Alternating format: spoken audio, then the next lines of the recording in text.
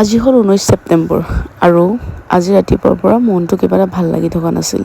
চেণ্টাৰৰ পৰা আহি পিনে টাউনলৈ যাব লগা হ'ল। টাউনত দুটামান কাম আছিল, ভাবিলোঁ অলপমান লগৰজনীৰ লগতো বহি কথা বতৰা পাতি আহিম। অলপমান লগৰবিলাকৰ লগত মিলি থাকিলে মনটো কিবা এটা ভাল লাগি যায়।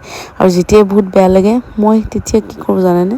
মই মোৰ আশে পাশে থকা বিভিন্ন লোকক অবজাৰ্ভ কৰোঁ আৰু মই সিহঁতৰ পৰিস্থিতিটো মানে ফিল কৰিব বিচাৰোঁ যেন সিহঁতে কেনেকুৱা পৰিস্থিতিত আছে।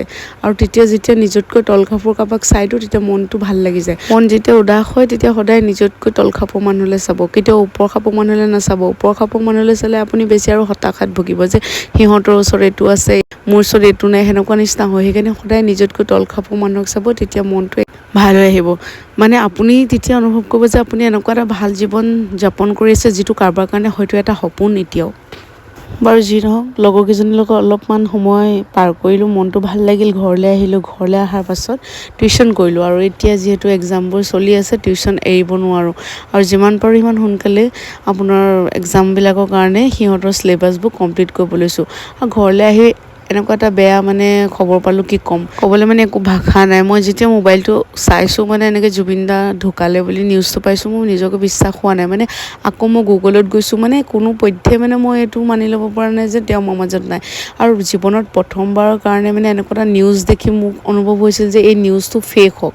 লাইফত আনকালে এনেকুৱা মানে পৰিস্থিতিৰ সন্মুখীন হোৱা নাই যে কিবা এটা নিউজ আমি চাওঁ তাত আমি সত্য উমান পাওঁ, কিন্তু প্ৰথমবাৰৰ কাৰণে অনুভৱ কৰিলোঁ যে যিকোনো নিউজ চেনেল লগাইছোঁ তাত যে এই বস্তুটো মিছা হিচাপে পৰিণত হওক।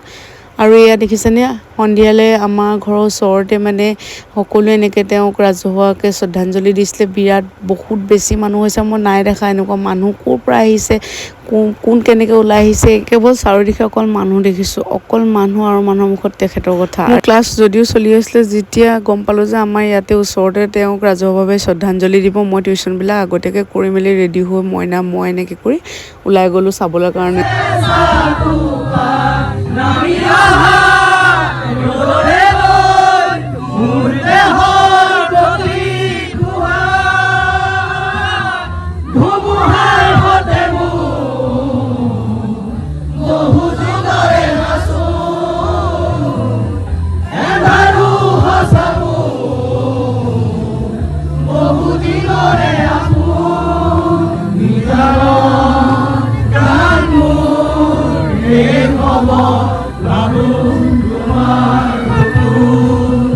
ছেপ্টেম্বৰ ইতিহাসৰ পাতত এটা অভিশপ্ত দিন হিচাপে পৰিণত হৈ ৰ'ব। আপুনি য'তে আছে আপোনাক নেদেখাজনে সদায় ভালকৈ ৰাখক, তাৰে কামনা কৰোঁ। আপুনি আমাৰ মাজত সদায় থাকিব, আপুনি কেতিয়াও নোহোৱা হ'ব নোৱাৰে।